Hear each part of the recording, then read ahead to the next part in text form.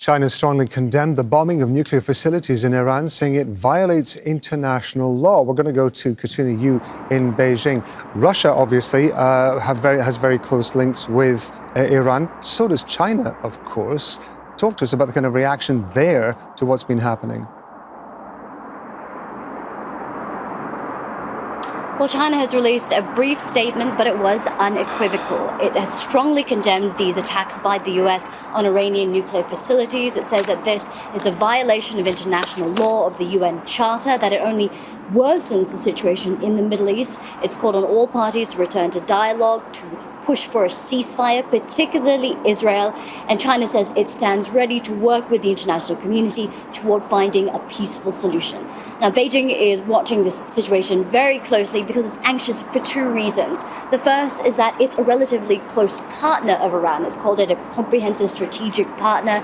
It is its largest trading partner. It purchases about 15% of all its imported oil from Iran at quite a bargain price. And through this, it's provided an economic lifeline to the regime. So it's not in China's interest for this regime to fall. It doesn't want to lose its influence over Iran or weaken its influence overall in the Middle East.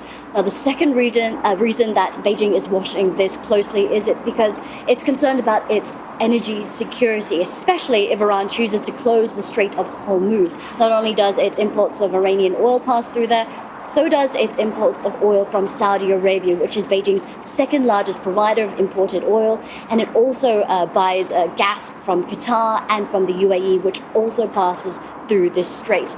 Now, despite these very grave concerns from Beijing, we're unlikely to see Beijing make any material participation in this conflict beyond strong statements, beyond being active in the United Nations. And this is because generally China approaches any international conflict very cautiously. It doesn't have any formal allegiances. It has partnerships, but not any security allies. And it's very reluctant to enter any war without it being absolutely necessary for China to do so. Katrina, thank you very much indeed. Katrina Yu there in Beijing.